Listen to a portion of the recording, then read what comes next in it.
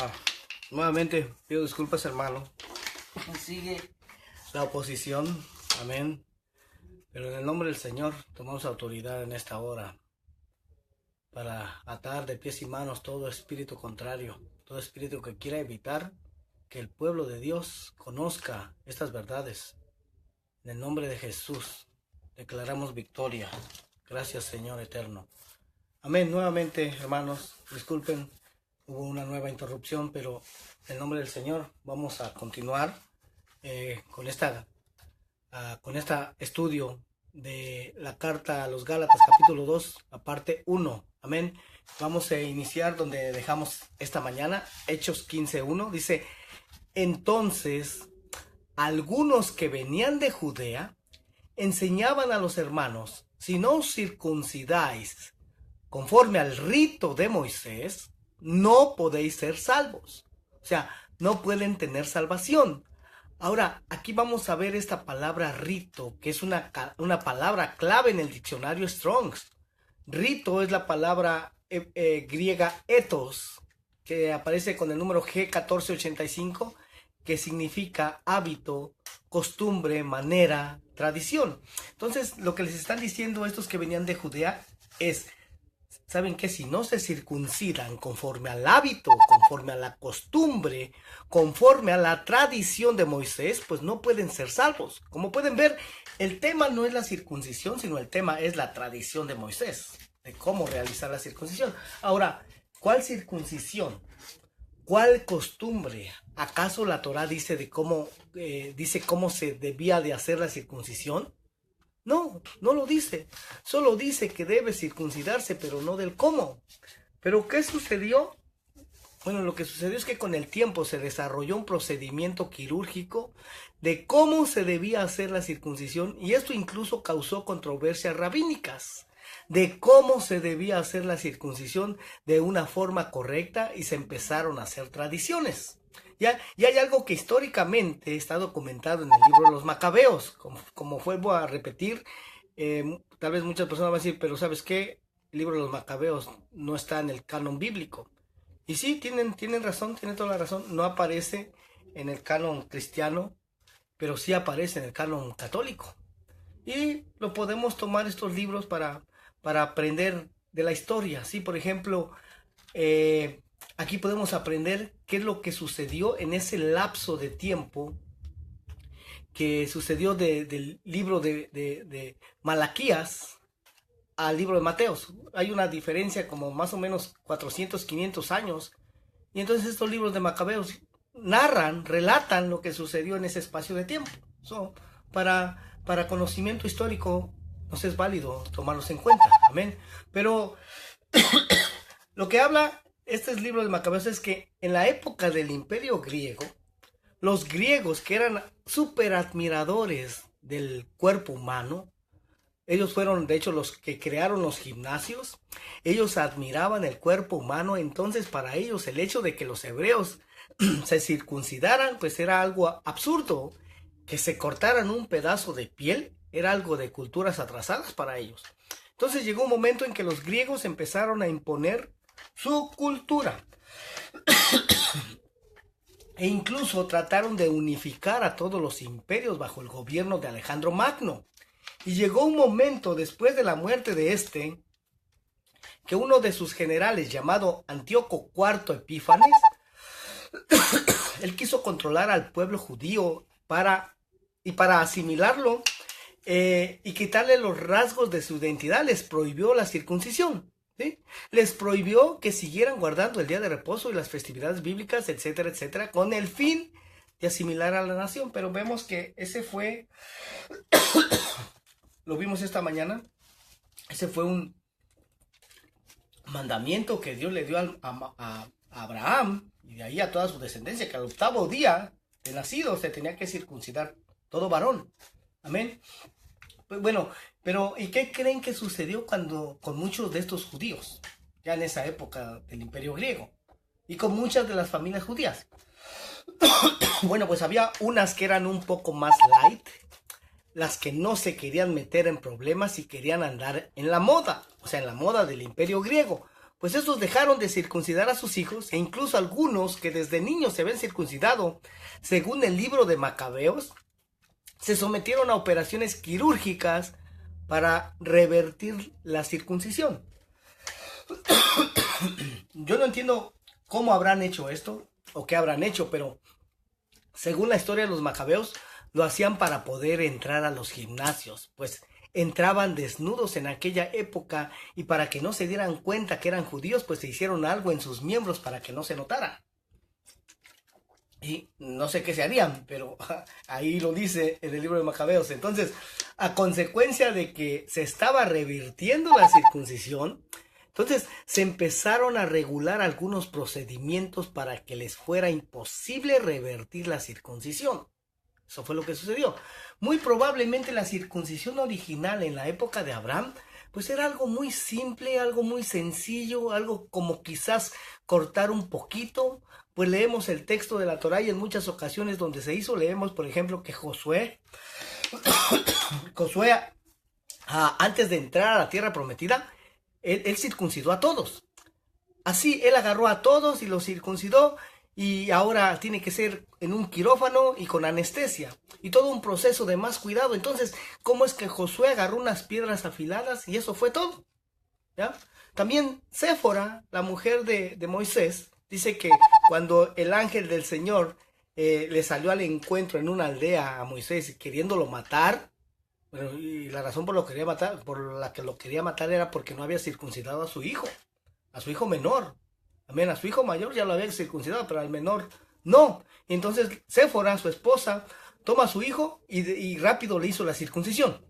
¿Por qué? Porque seguramente era algo más simple, que después se hace algo más complicado, muy probablemente, pues a raíz de lo que sucede en el Imperio griego. Y después es instituido un procedimiento más complicado por los rabinos de aquella época para que no haya manera ya de revertir la circuncisión. ¿Ya? Eso sin duda es todo el tema de la circuncisión del Nuevo Testamento, porque Pablo le dice a los filipenses que se guarden de los perros, los mutiladores del cuerpo. Los perros es un término despectivo que se usa para los gentiles. ¿Ya? Guardaos de los perros, guardaos de los mutiladores del cuerpo. Dice que nosotros somos la circuncisión de Cristo, y después a los Gálatas les dice, pues estos ya mejor que se corten todo. ¿Te das cuenta? O sea, esto es como que está dando a entender Pablo que no era el hacerse la circuncisión o no, ese no era el tema. El tema era la circuncisión ritual, la circuncisión de acuerdo a la tradición, la circuncisión autorizada por los rabinos. ¿Por qué? Porque dime tú, ¿con quién es que tenías que ir para hacerte la circuncisión en el tiempo de Pablo? Pues con los rabinos. No había alguien más que la pudiera hacer. Amén. Entonces, si un hombre quisiera tener una circuncisión como la requerida por la tradición judía, a la cual en hebreo se le llama halajica, pues tiene que ir con los rabinos. ¿Y esto qué implica? Pues que se va a someter a toda la tradición y a todas las costumbres que los rabinos le digan. Entonces eso es lo que estaba sucediendo en el libro de los Hechos. Van a venir estos apóstoles que ya, de hecho, desde aquella época los apóstoles daban indicios de que ellos no andaban conforme a la tradición de los ancianos. Entonces empezaron a alcanzar a muchos gentiles que de igual manera no estaban sometiéndose a la tradición de los ancianos. ¿Y qué pasó? Pues empezó a causar una división allí. ¿Por qué? ¿Por qué era tan importante? Porque en el futuro, si estos hijos de gentiles que estaban asistiendo a las sinagogas iban a querer casarse con gente judía, pues ni iban a poder, porque de hecho está prohibido por la Torá. Nuevamente la Torá son los primeros 5 libros de la Biblia. En aquella época era algo muy importante. Entonces, ¿qué hacen? Dicen que suben unos de allí, de Judea, y dicen, bueno, vamos a circuncidarlos conforme al rito de Moisés. Si no los circuncidamos así, no pueden ser salvos. Y entonces, leamos qué es lo que dice a continuación. Amén. Hechos capítulo 15, verso 2 dice, como Pablo y Bernabé tuviesen una discusión y contienda no pequeña con ellos, se dispuso que subiesen Pablo y Bernabé a Jerusalén, y algunos otros de ellos a los apóstoles y a los ancianos para tratar esta cuestión. Ellos pues, habiendo sido encaminados por la iglesia, pasaron por Fenicia y Samaria, contando la conversión de los gentiles, y causaba gran gozo a todos los hermanos. Ahora, ¿qué es una conversión? Bueno, una conversión es cuando se estaban convirtiendo al judaísmo. ¿Y quién los estaba convirtiendo? Pues los apóstoles. ¿En el nombre de quién estaban haciendo esas conversiones? Pues en el nombre de Jesús. Jesús mismo les dijo: vayan y hagan discípulos a todas las naciones, bautizándolos en el nombre del Padre y del Hijo y del Espíritu Santo. Mateo 28:19. ¿Y qué es bautizar?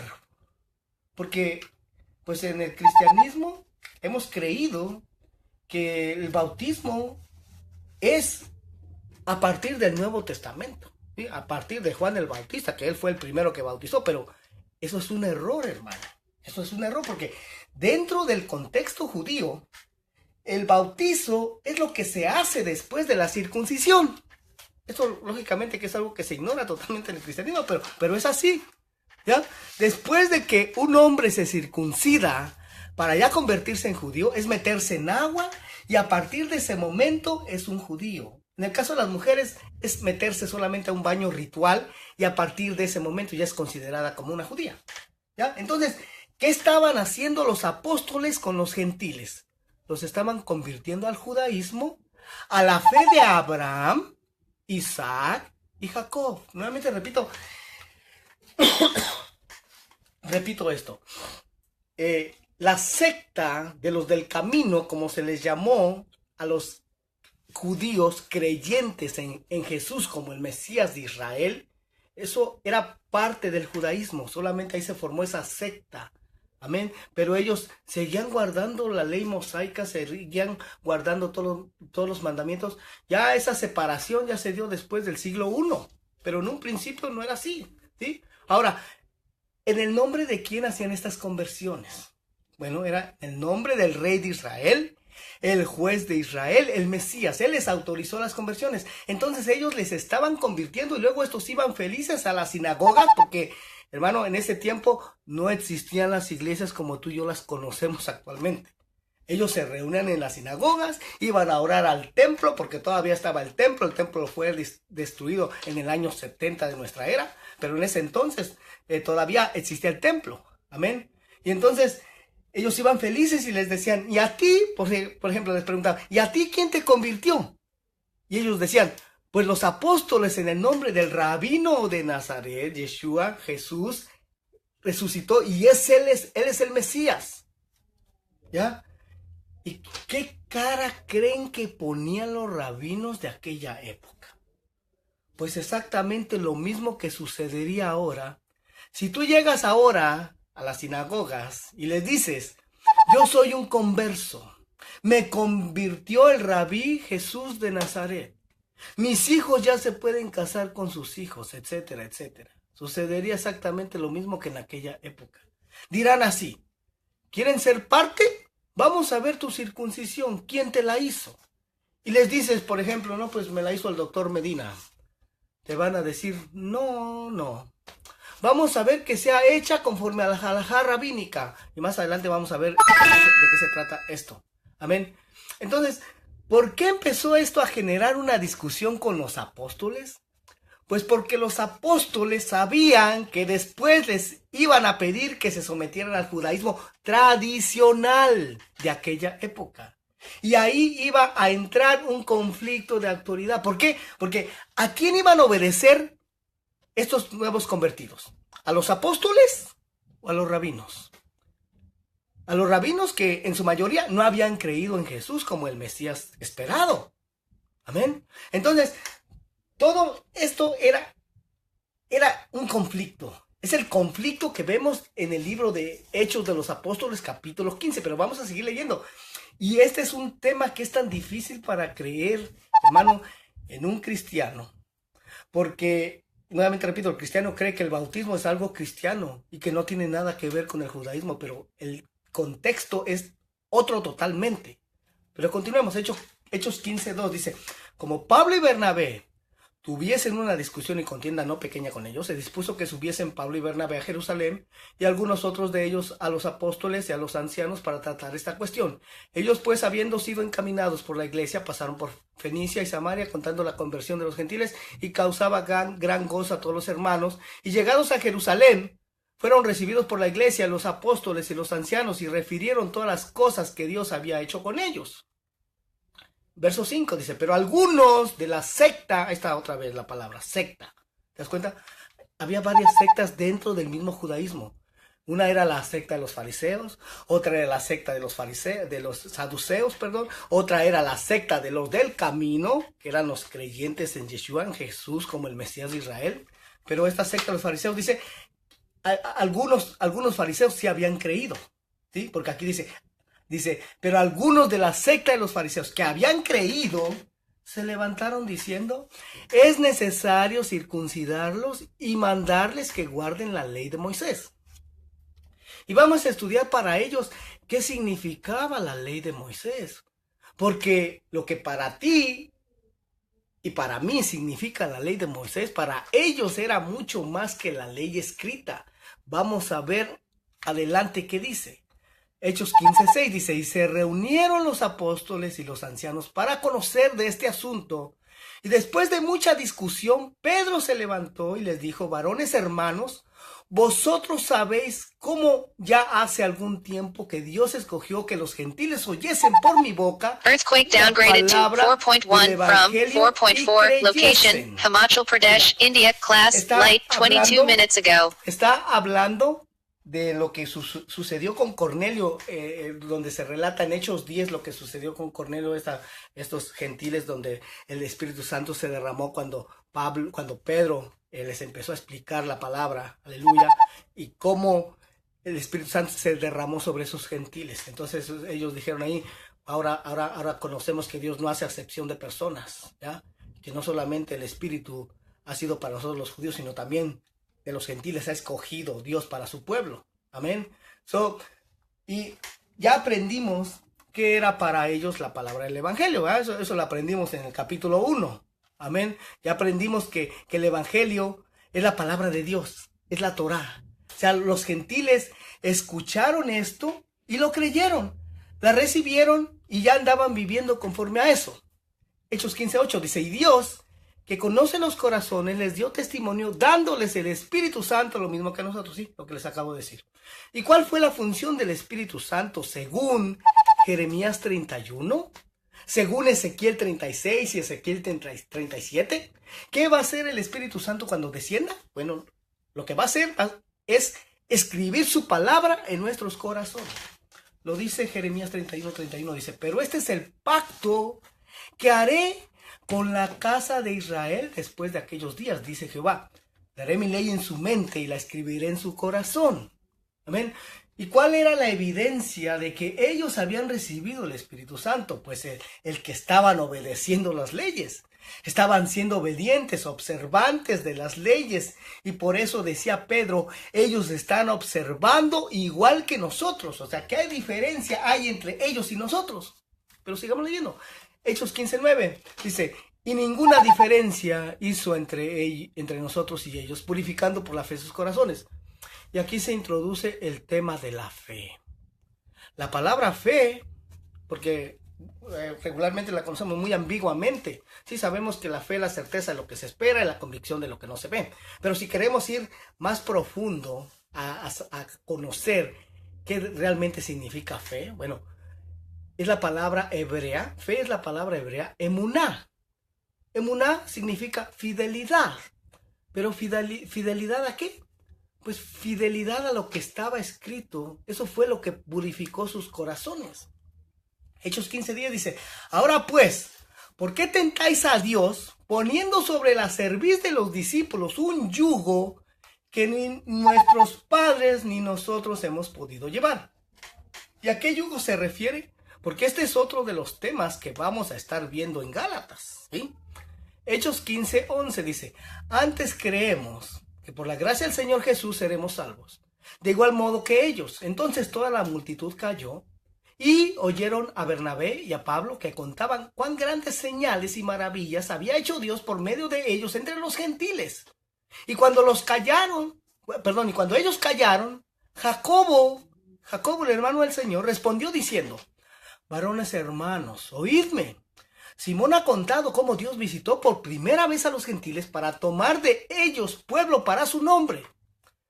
Verso 15 dice: y con esto concuerdan las palabras de los profetas, como está escrito: después de esto volveré y reedificaré el tabernáculo de David que está caído, y repararé sus ruinas, y lo volveré a levantar, para que el resto de los hombres busque al Señor, y todos los gentiles sobre los cuales es invocado mi nombre, dice el Señor, que hace conocer todo esto desde tiempos antiguos. Pero fíjese la cita que va a utilizar aquí Jacobo para hablar de los gentiles. Entonces dice: Simón Pedro nos contó que los gentiles están viniendo, y esto concuerda con lo que dice el profeta Amós. ¿Ya? Es lo que dijo. El profeta Amós fue el que dijo eso. ¿Y qué fue lo que dijo el profeta Amós? Dice, Amós 9:9 dice: después de esto volveré y reedificaré el tabernáculo caído de David, ¿sí?, que está caído, y repararé sus ruinas, y lo volveré a levantar, para que el resto de los hombres busque al Señor, y todos los gentiles sobre los cuales es invocado mi nombre, dice el Señor, que hace conocer todo esto desde tiempos antiguos. Eso es lo que dice Amós 9:9. Ahora, a mí por muchos años, hermanos, se me enseñó que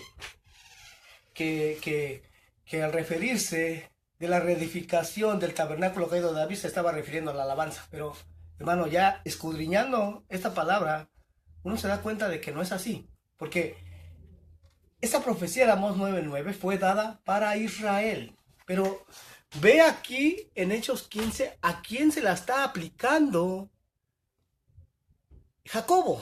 ¿A quién se la está aplicando? Se la está aplicando a los gentiles. Es decir, para Pablo, para Jacobo, ¿quiénes eran estos gentiles? Eso lo vamos a conocer. Eso lo vamos a conocer más adelante. ¿Sí?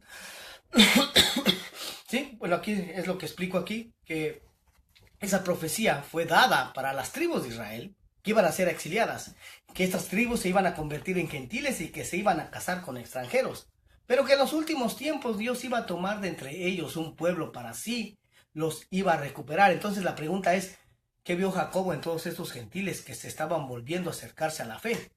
¿Qué vio Jacobo en toda esta gente? Pues él vio a esas tribus perdidas de la casa de Israel. Si tú no has mirado el estudio del capítulo 1 del libro de Gálatas, te aconsejo que lo mires para que puedas entender este capítulo 2, ¿ya? Para que lo puedas entender de una manera correcta. Pero es lo que vio Jacobo, vio a esos descendientes de esas tribus perdidas de la casa de Israel, ¿sí? Ellos, ¿será que ellos iban a reconstruir el tabernáculo caído de David? Entonces, en base a eso, en base a decir que no son gentiles, son parte nuestra, son nuestros hermanos que estaban perdidos. Es lo que dice Jacobo, hermano. Por eso es que les dijo, ¿saben qué? No les pongan estorbo. Están regresando, denles chance, son nuestros hermanos. Sí, se hicieron gentiles, pero esos son nuestros hermanos, no son unos gentiles cualquiera, ¿ya? Son nuestros hermanos, aleluya. Entonces, es como si el hijo pródigo está regresando. Entonces, si son nuestros hermanos, vamos a hacer aquí una pequeña excepción. Oiga, porque la ley dice que un extranjero se tiene que circuncidar. Lo dice, lo leímos en Génesis 17. Pero bueno, dice Jacobo, estos no son extranjeros. Estos son nuestros hermanos y ya están regresando. Entonces vean lo que dice. Porque, bueno, para Pablo, para Jacobo, ellos están pensando que ya el reino está a punto de restaurarse. ¿Sí?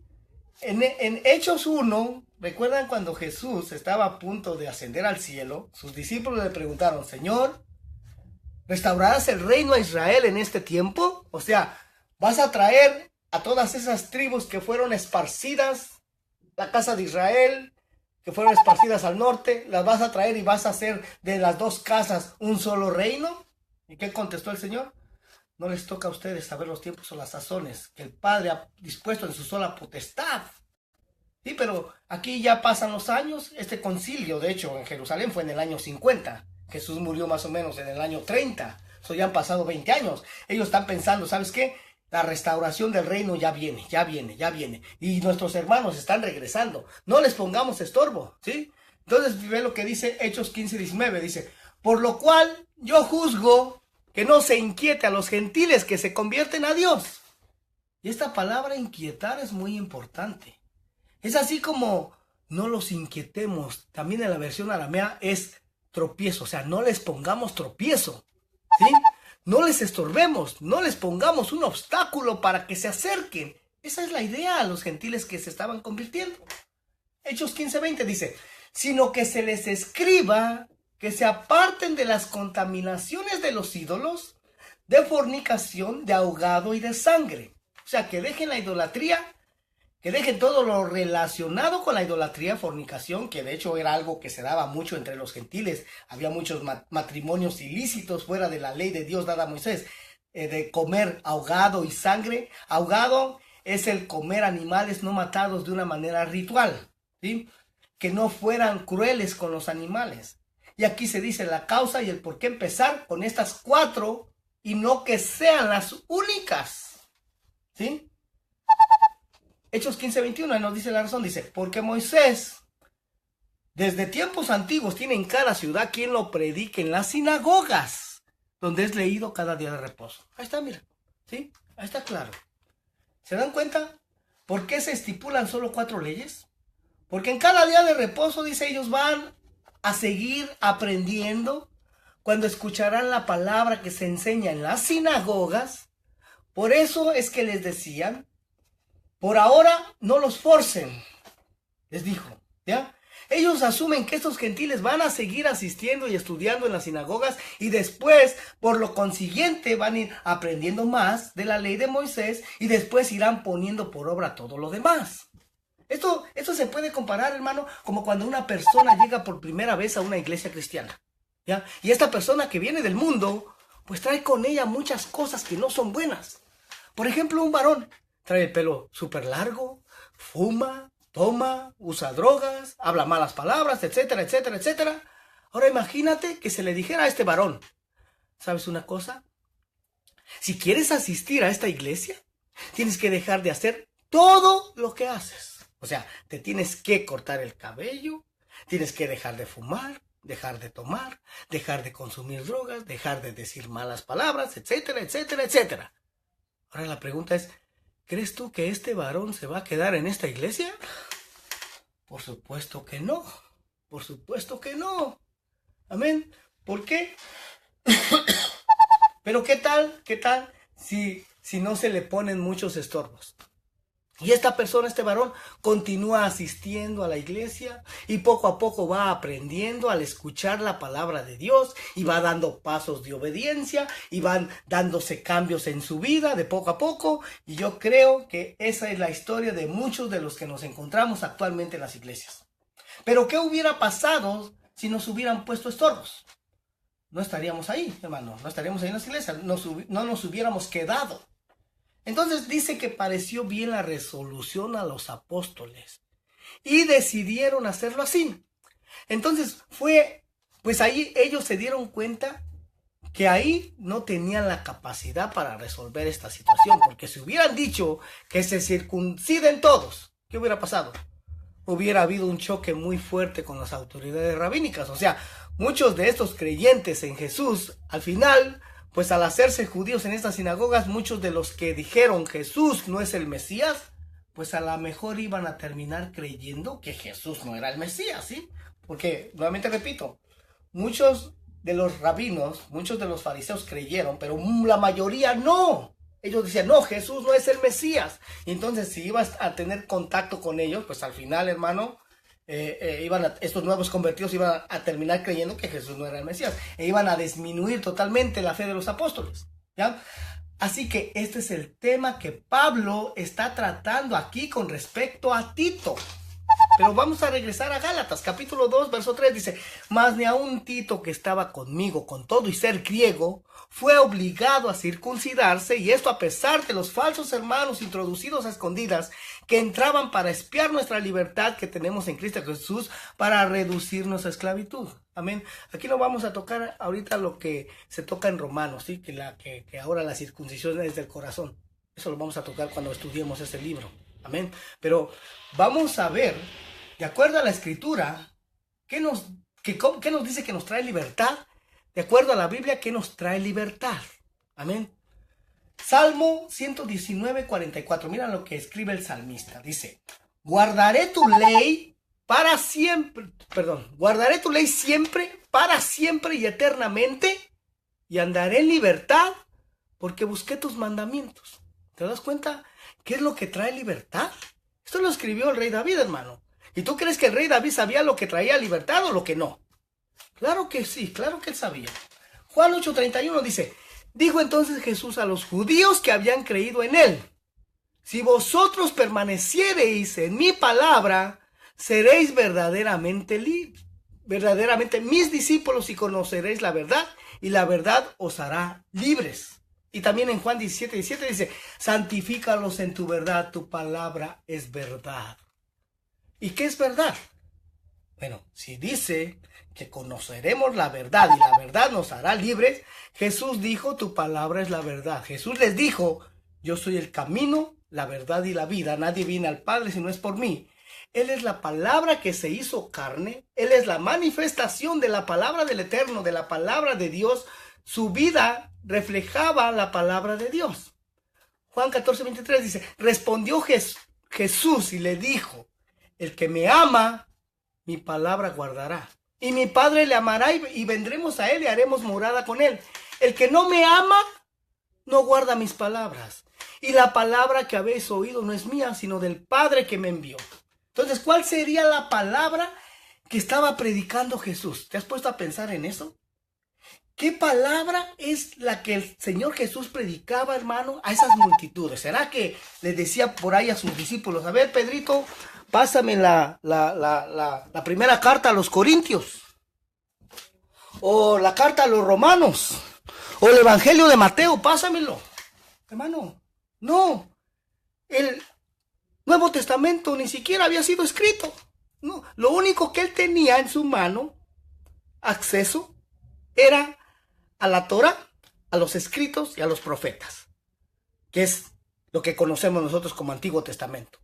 Es lo que predicaba Jesús, ¿sí? Si de hecho estudias las palabras que citó Jesús, te darás cuenta que el libro que más citó Jesús fue el libro de Deuteronomio, que tiene que ver con la reconfirmación del pacto, con la reentrega de la Torá. Nuevamente repito, la Torá son los primeros 5 libros de la Biblia, ¿sí? Génesis, Éxodo, Deuteronomio, Levítico y Números, ¿sí? Después que Israel anduvo en el desierto por 40 años. Ahora 1 Juan 2:7 dice, hermanos, no os escribo mandamiento nuevo, sino el mandamiento antiguo que habéis tenido desde el principio. Este mandamiento antiguo es la palabra que habéis oído desde el principio. ¿Y a qué palabra se está refiriendo aquí? Pues nuevamente se está refiriendo a la ley de Dios y a los profetas, a la Torá. Juan 8:33 dice, le respondieron, linaje de Abraham somos, y jamás hemos sido esclavos de nadie. Como dices tú, seréis libres. Hermano, y en este momento, ¿de quién es el pueblo de Israel, la casa de Judá? ¿De quiénes eran esclavos en ese momento? Del Imperio Romano, hermano. Y antes habían sido de Grecia, y antes de Persia. Y así hasta que llegamos a Egipto. O sea que siempre habían sido esclavos. ¿Y cómo es que ellos dicen aquí que no habían sido esclavos de nadie? Más bien siempre habían sido esclavos de alguien. ¿Ya? Juan 8:34, Jesús le respondió, de cierto os digo, que todo aquel que hace pecado, esclavo es del pecado. Ya dijimos que es pecado. Ya aprendimos en Gálatas 1. Ya aprendimos lo que es pecado según la definición bíblica. Amén. Ya aprendimos que pecado es la transgresión de la ley. Así lo dice Primera de Juan 3:4. No lo puse aquí como ya lo vimos, pero tú puedes ir a tu Biblia y puedes checar. Primera de Juan, capítulo 3, verso 4, 5 y 6. Ahí te da la definición de lo que es pecado, pero lo que dice ahí que es transgresión de la ley. Ahora, ¿de qué ley está hablando aquí el apóstol Juan? Pues de la única ley que existía nuevamente en su tiempo. la ley de Dios dada a Moisés. Entonces pecado es transgresión de la ley de Dios dada a Moisés. Pero regresemos a Juan capítulo 8, verso 35. Dice, y el esclavo no queda en la casa para siempre, el hijo sí queda para siempre. Ahora, ¿qué eres? ¿Esclavo o eres hijo? Ponte a pensar. Juan 8:36. Así que si el hijo os libertare, seréis verdaderamente libres. ¿Ya te libertó el hijo? ¿Ya te liberó de la esclavitud del pecado? ¿De la esclavitud de transgredir la ley día tras día, semana tras semana, año tras año? Y ve lo que concluye. Dice Juan 8:37. Sé que sois descendientes de Abraham, pero procuráis matarme porque mi palabra no haya cabida en vosotros. ¿Se dan cuenta por qué lo querían matar, hermano? Porque la palabra no había cabida, no hallaba cabida en ellos. Juan 5:45 dice, no penséis que yo voy a acusaros delante del Padre. Hay quien os acusa, Moisés, en quien tenéis vuestra esperanza. ¿Por qué? Porque ellos decían que creían en la doctrina de Moisés, ¿verdad? Y Jesús les dice, no, la doctrina de ustedes no es la doctrina de Moisés. Por eso Él los va a acusar. Juan 5:46 dice, porque si creyeseis a Moisés, me creeríais a mí. Porque de mí escribió Él, pero si no creéis a sus escritos, ¿cómo creeréis a mis palabras? Así que, ¿cuál es el requisito para creer en Jesús y para entender a Jesús? Ahí dice que es creerle a Moisés. Creer lo que escribió Moisés. Pero si se desconoce lo que escribió Moisés y se rechaza lo que escribió Moisés para guardarlo, ¿será posible venir al verdadero Mesías si se rechaza a Moisés? No, hermano. Es imposible. Imposible, hermano, según las palabras del mismo Señor Jesús. Amén. Pero como a nosotros se nos ha enseñado que ya la ley de Dios dada a Moisés ya no sirve, ya es basura. Ya no se tiene que cumplir. Hermano, esa ley que Dios le dio a Moisés, hermano, haz de cuenta que viene siendo como la constitución del reino de Dios. Cada reino en este mundo, hermano, tiene su propia constitución. Sí, Estados Unidos tiene su constitución, México tiene su constitución, y todo lo que se mueve es basado en esa constitución. Entonces imagínate, ¿será que el reino de Dios no tiene constitución? Claro que sí, pero la mayoría de nosotros se nos ha enseñado de que no tienes que obedecer a esa constitución ya. Amén.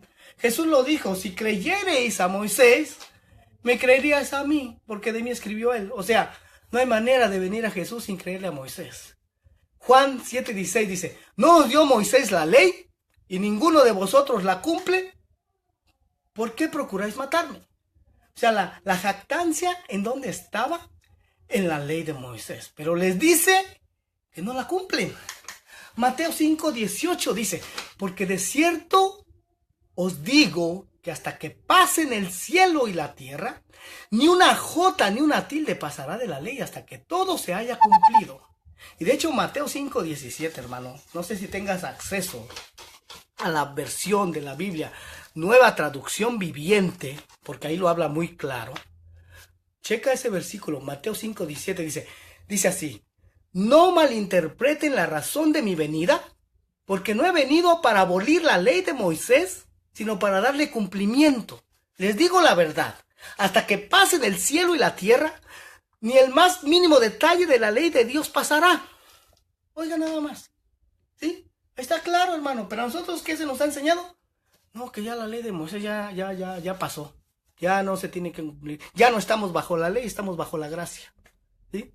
Esa es una de las frases, hermano, que vamos a estar estudiando. Aleluya. Vamos a continuar. Mateo 5:19 dice, de manera que cualquiera que quebrante uno de estos mandamientos muy pequeños y así enseña a los hombres, muy pequeño será llamado en el reino de los cielos, mas cualquiera que los haga y los enseñe, este será llamado grande en el reino de los cielos. Porque os digo, si vuestra justicia no fuere mayor que la de los escribas y fariseos, no entraréis en el reino de los cielos. ¿Por qué diría esto? ¿Acaso los escribas y fariseos no estaban guardando la ley de Moisés? ¿Por qué lo habrá dicho? ¿Será que los escribas y fariseos no estaban guardando la ley de Moisés tal cual? Vamos a ver, estudiemos el tema de la autoridad de los apóstoles ahora. La autoridad de los discípulos. ¿Por qué se le quitó la autoridad a los escribas y fariseos de la época de Jesús y el Señor se la entregó a sus apóstoles? Porque si ustedes se fijan, en realidad lo que Jesús hizo fue entregarles a los apóstoles la autoridad de enseñarle las escrituras a las naciones. No se la dio a los rabinos de su época. Él se la dio a gente común, a gente del vulgo, no a gente instruida en las escuelas rabínicas. ¿Y por qué lo hizo así? Vamos a ver. Gálatas 2:5 dice, a los cuales, dice el apóstol Pablo, ni por un momento accedimos a someternos para que la verdad del evangelio permaneciese con vosotros. O sea, no se sometieron a esos rabinos, a esos fariseos, a esos escribas que habían creído en Jesús, pero ellos todavía decían, si no se circuncidan conforme al rito de Moisés, no pueden ser salvos. Y ellos querían que se sometieran totalmente a las leyes rabínicas. Y nos vamos a ir adentrando, hermano, a algo bien importante que vamos a ir entendiendo esto poco a poco. Amén. ¿Se acuerdan de estos falsos hermanos que estaban espiando la libertad? Estos falsos hermanos que estaban diciendo, a ver, ¿por qué ellos no están siguiendo las tradiciones? Esto tiene que ver con el yugo. Decían, a ver, ¿por qué están siguiendo a Jesús? Andaban viendo cómo se comportaban, qué estaban haciendo, y estaban tratando de someter a los gentiles a que observasen esas leyes. Pero, ¿qué dice Pablo? Aquí Pablo dice algo muy importante. Aquí Pablo, los creyentes y los apóstoles tenían dos opciones, nada más dos opciones. Someterse a la autoridad de los escribas y fariseos y de la gente de Judea. Pero, ¿qué dice Pablo? Dice, para que la verdad del evangelio permaneciese con vosotros. Porque si no, después ellos ya no iban a tener la libertad de hacer lo que estaba escrito. Oiga, y tendrían que hacer conforme a las costumbres que ya estaban establecidas. Porque hay una diferencia muy grande, hermano, entre lo que está escrito y lo que es costumbre y tradición. ¿Ya? ¿Se acuerda en una ocasión? Bueno, de hecho eso lo vamos a estar hablando también aquí. No se lo voy a decir ahorita, ¿ya? Porque si no lo voy a repetir. Amén. Pero vamos a leer Mateo 21. Oiga, 21-23 dice, cuando vino al templo, los principales sacerdotes y los ancianos del pueblo se acercaron a él mientras enseñaba y le dijeron, ¿con qué autoridad haces estas cosas y quién te dio esta autoridad? Porque en la época de Jesús, pues tú no nomás te podías levantar y enseñar así nada más porque sí a la gente y andar dando tus interpretaciones o enseñanzas, no. Tú tenías que decir a qué escuela rabínica pertenecías o qué rabino era el que te enseñaba. Un poco mucho de lo que sucede hoy día, ¿sí? Que te dicen, a ver, dime tú quién es tu cobertura o bajo qué autoridad estás. Entonces Jesús estaba enseñando y le preguntaban, ¿en el nombre de quién vienes o quién es tu maestro? Mateo 21-24. Respondiendo Jesús les dijo, yo también os haré una pregunta. Y si me la contestáis, también yo os diré con qué autoridad hago estas cosas. El bautismo de Juan, ¿de dónde era? ¿Del cielo o de los hombres? Ellos entonces discutían entre sí diciendo, si decimos del cielo nos dirá, ¿por qué pues no le creísteis? Ahora, ¿quién le dijo a Juan, hermano, que hiciera lo que hacía? Porque si tú meditas un poco en la vida de Juan, Juan siendo hijo de un sacerdote, de Zacarías.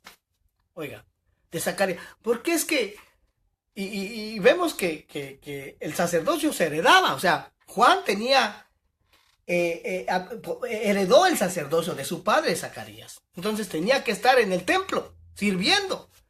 Pero ¿por qué es que vemos a Juan? No lo vemos en el templo. Lo vemos en el desierto. Muy alejado del templo. La pregunta es ¿por qué? ¿Sabes por qué?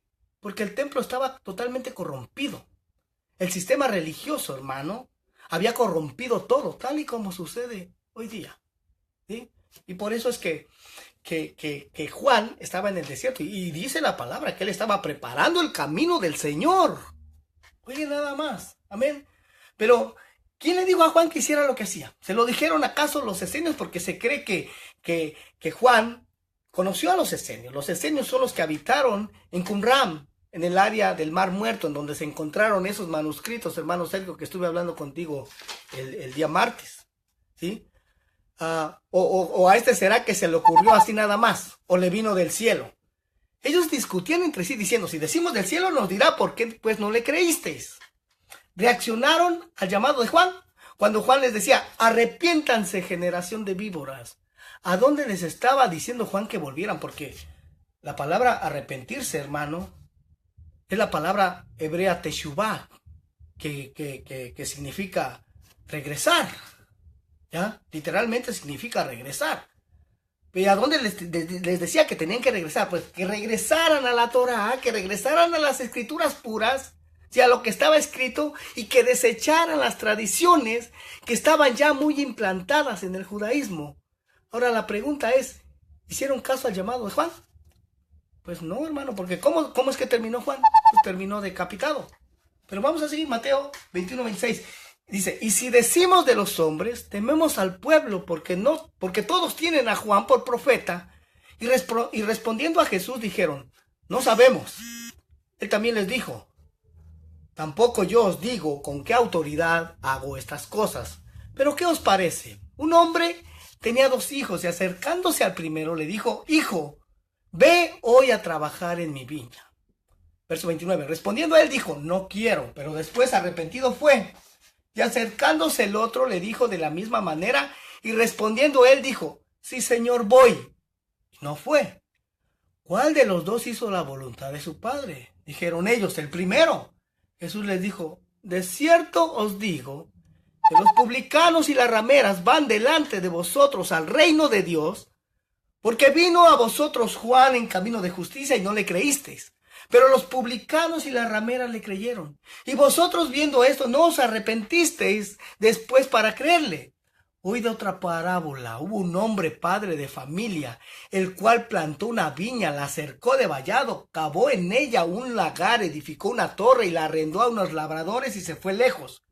Ahora, ¿de qué viña está hablando aquí el Señor Jesús? Si leemos las profecías de Isaías y los profetas, ¿de qué viña está hablando? Pues dice la escritura que la ciudad de Israel es la viña del Señor, la viña para él.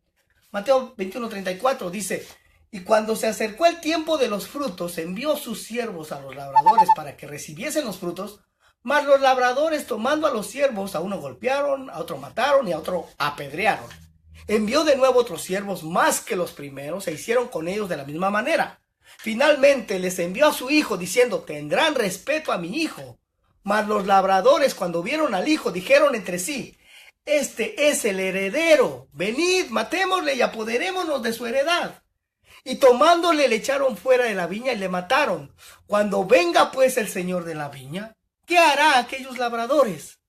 Le dijeron, a los malos destruirá sin misericordia y arrendará su viña a otros labradores que le paguen el fruto a su tiempo. Jesús les dijo, ¿nunca leísteis en las escrituras? La piedra que desecharon los edificadores ha venido a ser la cabeza del ángulo. El Señor ha hecho esto y es cosa maravillosa a vuestros ojos. Verso 42, Jesús le dijo, ¿nunca leísteis en las escrituras? La piedra que desecharon los edificadores ha venido a ser cabeza del ángulo y el Señor ha hecho esto y es cosa maravillosa a nuestros ojos.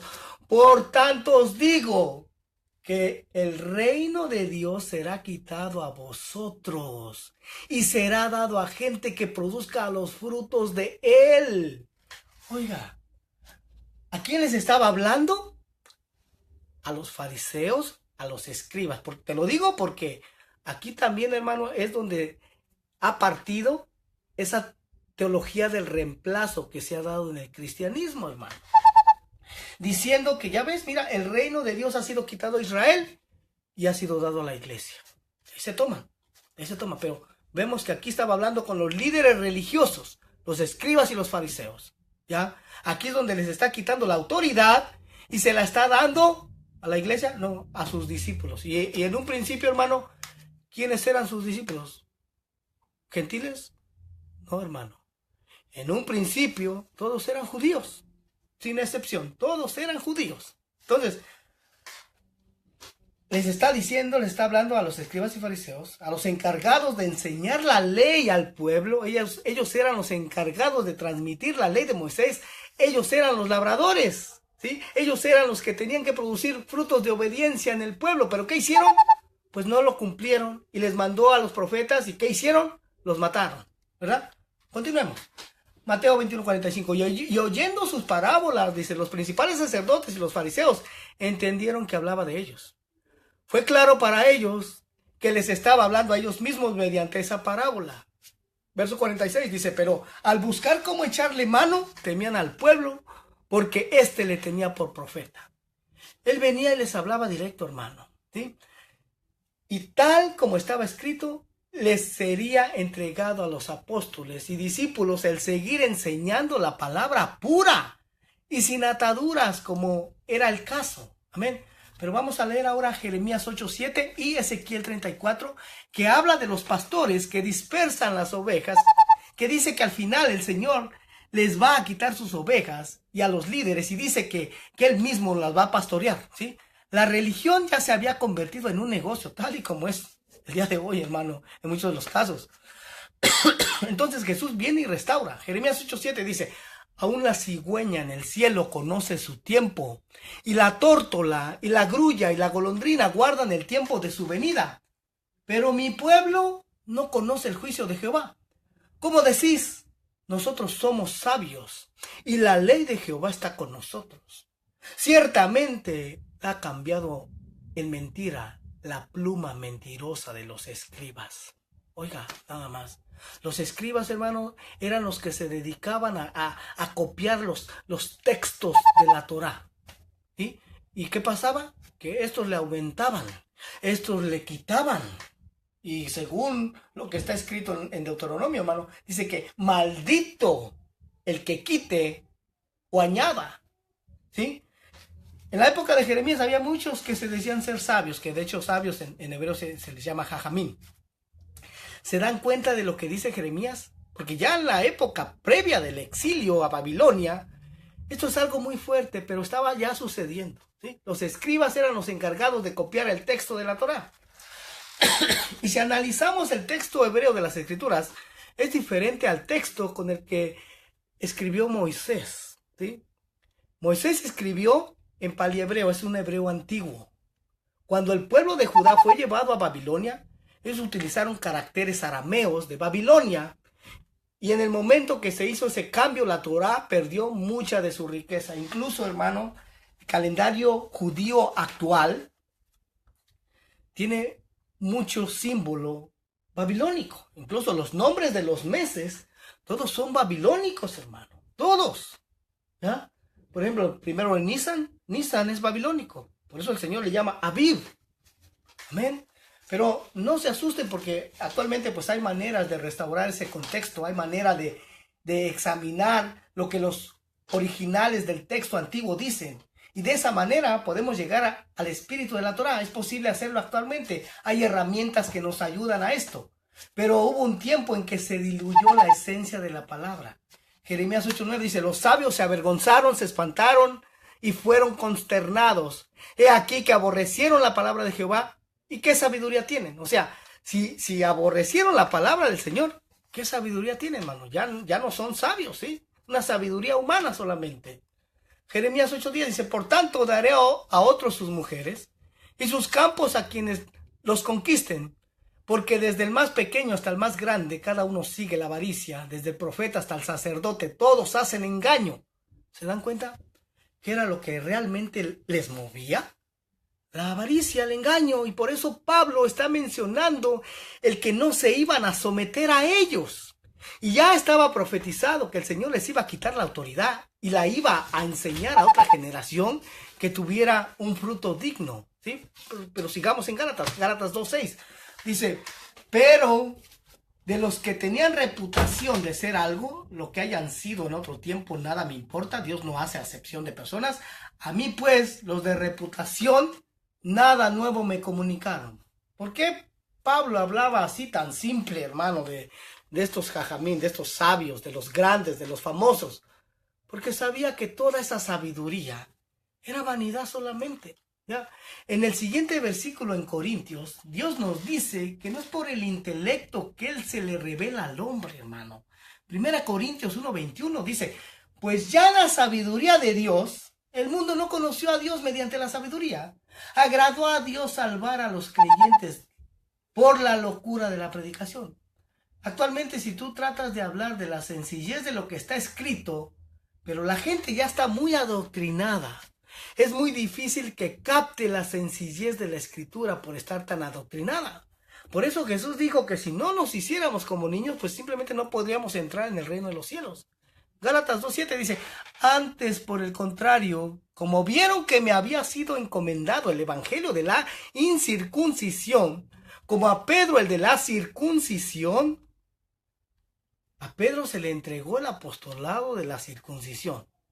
Pedro tenía que compartir el mensaje a los judíos, oiga, a los circuncisos, y a Pablo a los incircuncisos. Gálatas 2:8 dice, pues el que actuó en Pedro para el apostolado de la circuncisión, actuó también en mí para los gentiles. Y reconociendo la gracia que me había sido dada, Jacobo, Cefas y Juan, que eran considerados como columnas, nos dieron a mí, a Bernabé, la diestra en señal de compañerismo, para que nosotros fuésemos a los gentiles y ellos a la circuncisión. Solamente nos pidieron que nos acordásemos de los pobres, lo cual también procuré con diligencia hacer. Y vemos, hermano, cómo Dios hace las cosas totalmente al contrario que nosotros.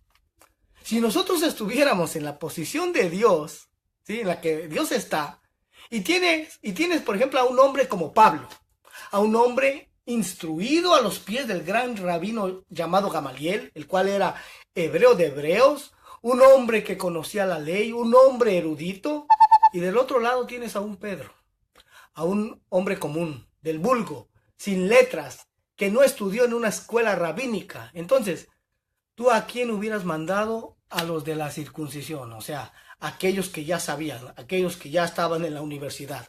¿A quién hubieras tú enviado a enseñarles? ¿A Pedro o a Pablo? Pues, sinceramente, a Pablo, ¿no? A Pablo hubiéramos mandado. ¿Cómo mandar a un Pedro con los rabinos y a Pablo con el vulgo? ¿Sí? Pero vemos que Dios todo lo hace a su manera. Y manda a Pablo, al erudito, manda a enseñar kinder. O sea, lo manda a los gentiles. ¿Para qué?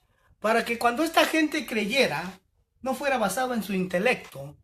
Para que la fe no fuera basada en la sabiduría de los hombres, sino en el poder de Dios. Amén. Y cuando los escribas y fariseos escuchaban a Pedro, hermano, recitando texto tras texto de las escrituras, y esto les causaba curiosidad, y les interesaba el escucharlo para saber cómo le había hecho para saber tanto. Así que no te preocupes si de repente Dios te manda a hacer algo que tú dices que no la vas a poder hacer, ¿ya? No te preocupes, no es tu competencia, es la competencia del Padre, ¿sí? Pero dime tú, ¿qué crees que tuvo que hacer Pedro para obtener este conocimiento que ahora tenía, hermano? Porque los religiosos, los escribas, los fariseos, se quedaban sorprendidos al oírlo hablar. ¿Qué tuvo que hacer? ¿Sabes qué?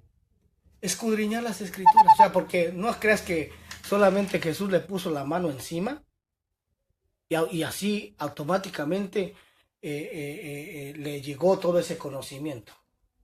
No. O sea, Pedro tuvo que poner de su parte, tuvo que poner a estudiarse, pues, en otras palabras. Tuvo que poner a estudiarse, a leer las escrituras. Y sí, Dios da el entendimiento, abre nuestros ojos para poder entender.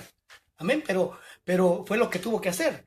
Ponerse a estudiar, escudriñar, hermano. Escudriñar. Y entonces ahí le vino todo ese conocimiento. Amén.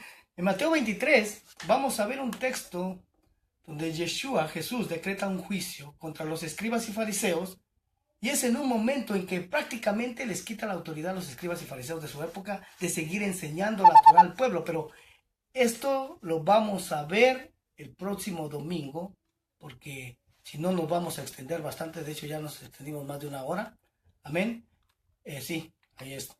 Esto lo vamos a ver en el próximo tema. Amén. Como te puedes ir dando cuenta, hermano, esta forma sistemática de estudiar las escrituras, hermano, realmente nos abre nuestros ojos. Amén. No por nada, hermano, he tenido tanta oposición. Este tema yo lo quise dar desde anoche. Hubo oposición. No me funcionó el teléfono, no se conectaba al internet, en la aplicación de Facebook, no sé qué pasó. Bueno, dije, en la mañana empecé a darlo, hermano, empecé a dar este tema y de repente se me apaga el teléfono, se pone negro total y ya ni siquiera lo podía encender. Y incluso hoy mismo, hermano, hace rato también se me volvió a cortar. Pero en el nombre del Señor, hermano, este entendimiento tiene que llegar al pueblo de Dios. Amén. Mientras tanto, les agradezco a todos los amigos, hermanos que se conectaron y a todos aquellos que estarán viendo estos estudios. Que el Señor les bendiga. Lindsay, bienvenida. Que el Señor te bendiga. Saludos para tu mami. Amén. Y qué bueno que estuviste escuchando. Te invitamos a que nos escuches nuevamente el día domingo a partir de las 11 de la mañana. Estamos con esta serie de estudios de este libro de esta carta a los Gálatas. Amén. Y esto se va a ir poniendo cada vez mejor, hermano. Esta es la primera parte de este capítulo 2. En el próximo estudio, que es el domingo, vamos a estar estudiando la segunda parte, hermano. Prepárate. Yo te invito a que tú mismo tomes tu Biblia en tu mano y vayas siguiendo estos textos bíblicos que te doy. Amén. Mientras tanto, que el Señor les bendiga. Fue un placer estar compartiendo estas enseñanzas con ustedes y nos estaremos escuchando nuevamente. Amén. El próximo domingo. Bendiciones. Adiós.